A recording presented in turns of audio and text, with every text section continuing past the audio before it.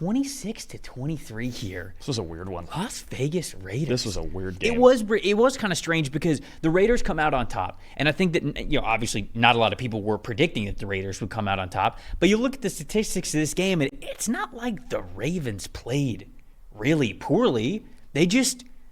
It was just a close football game, and they didn't come away with the win at the end. And what's your stat that told the story here with how the Raiders ended up winning? You want to go the top 5 first, actually, or do you want to go right? We should go with the top 5 first. You are correct. We'll stay on schedule. Way to save my ass there. I appreciate it. Let's start with Las Vegas, okay? And the reason why I want to start with them is because of rookies at the very top. Brock Bowers, wow. Love him. He's a good football player. Was good for every single year that he was at the University of Georgia winning national championships, and look at that. He's good in the NFL. 83.1 overall grade. Devontae Adams is next on the list, 77.1. Max Crosby, 76.4. Divine Diablo coming in at number 4 at a 70.8. And then Jack Jones at number 5 with a 68.4. Gardner Minshew would have been in that top 5 with a 73.1.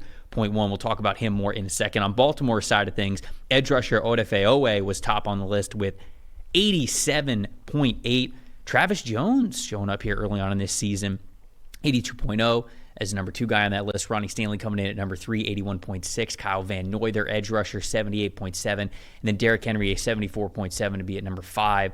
Lamar Jackson would have been just outside of that here as the QB that we give recognition to. Lamar had a 73.2 overall grade in this one. So now that we have talked about the top 5s, what's the stat that told the story, my friend? I'm going to stay with Minshew in the passing game, and really just a better effort in the second half from the Raiders than the first half, obviously. The first half, EPA per pass for the Raiders was minus .637, which is pretty much just stagnant. There's nothing. They're doing nothing. There's no efficiency. There was also no run game, obviously, early on. There was just nothing going for the Raiders. And then they found their groove in the second half, a plus .225, which is a really good number, EPA per pass in the second half. You could just feel it. You could just, let's just abandon the run game. Let's just get Devontae Adams and Brock Bowers and all these weapons going, and that's just what's going to work today. We're not going to win running the football. We're already behind. Minshew found a rhythm. He found a rhythm with his best weapons, and honestly, that's just what you saw from the Ravens. It's just they got ahead, and they just couldn't cover their best players and couldn't hold the lead, and eventually they just found a way to break them down kind of slowly. That's all. That's why it felt weird, because it didn't feel like, I know that Devontae Adams, the toe drag catch was just spectacular, but it didn't feel like there was one specific moment where the Raiders took this game over. They just kind of slowly, one first down at a time, just kind of clawed back into it. And we've talked about it for a bit. This Raider defense can get hot. There's a lot of talent on this defense, and credit to them for keeping them in this game too. But the main reason they won this game for me was just Minshew and the entire passing game finding the rhythm in the second half. No, I think you're completely right. And my stat that told the story is just a specific Minshew stat, and that was that he had 2 big-time throws in this game, and Lamar had none.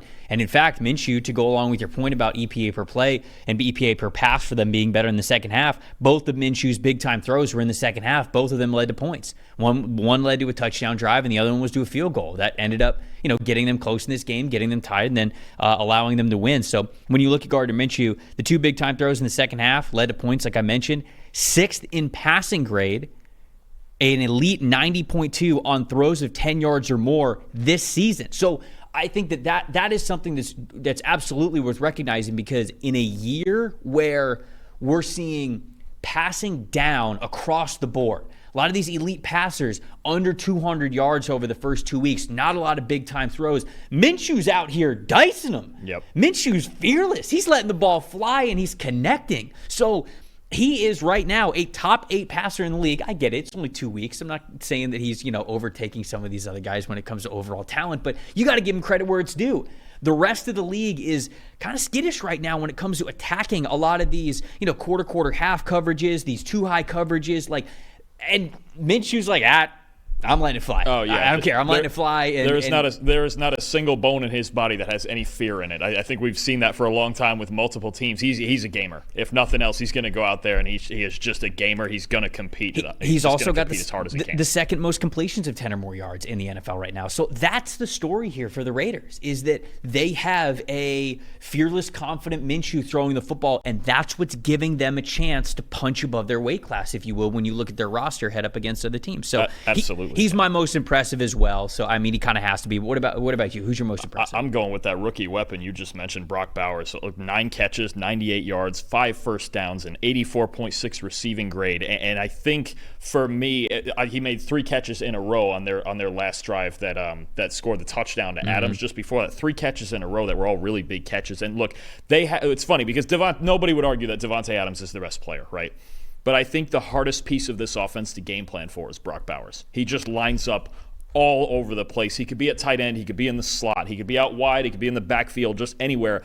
Brock Bowers, when you flip it on, is actually the biggest problem when you go, okay, how do we solve this? Because with Adams, you go, okay, we either have a lockdown corner or something like that. We could throw at him, let's say a Sauce or a Jair Alexander, something like that. Right. Or you have to bracket and do the usual things with the number 1 receiver. Right. With Bowers, it's like a Rubik's Cube, man. Wherever he lines up, you don't know any given play pre-snap, and I would have to really, really dig in on what the tendencies are right now. Didn't have enough time considering we're doing 15 games this morning, but what did you sleep last night? I imagine not much, but it's just it's over a minute. You're fired. It's football season. Come on, man. It's just with Bowers. So I think his alignments and finding him pre-snap in that 10 to 15 second window you have to find him. I think that's the hardest part of defending this Raider team right now. Even though you have a Davante Adams and Jacoby Myers, a really good weapon, and Trey Tucker's a speed guy, and Michael Mayer's, they do have a lot of weapons in the passing game, but Bowers' versatility is the hardest part to defend, I think. Look, 9 targets, 9 catches, man. I mean, that'll do. The chemistry, the confidence, whatever you want to call it, between Gardner Minshew and the rookie Brock Bowers is already there. My most disappointing from this game is the Raiders' run game. No matter how Minshew is playing, it's just got to be way better than certainly it was against the Baltimore Ravens. 40.6, the lowest team rushing grade that we have so far through 2 weeks in the NFL. Second lowest yards before contact total. They only have 11 total rushing yards before contact through 2 games. That's it.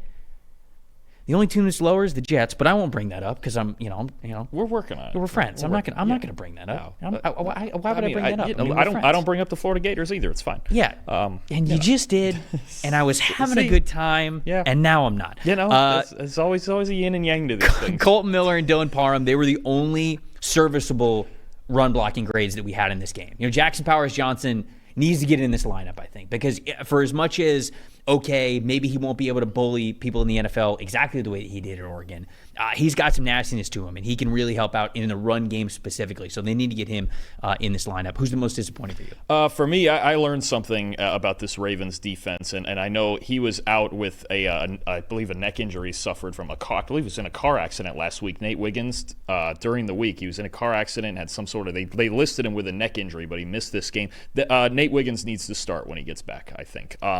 The Ravens corners, especially Marlon Humphrey and Brandon Stevens, gave up 12 catches for 140 yards and a touchdown in this game, and through 2 weeks have not looked incredibly impressive, and we're used to the Ravens getting good play in their secondary, but on the outside they need some help. I think it's why they drafted Wiggins. When he gets back healthy, I think he needs to see a lot more playing time. I think it was 17 or 18 snaps in their first game against Kansas City. And from what we saw in the preseason, he was really good. He was really good when he was on the field in week 1, and if they want to play more man coverage and do the things one-on-one what they can do and send blitzes and obviously have Kyle Hamilton roving all over the place, I think this Ravens cornerback room needs to get better. So when Wiggins is healthy, I think more playing time is in order here.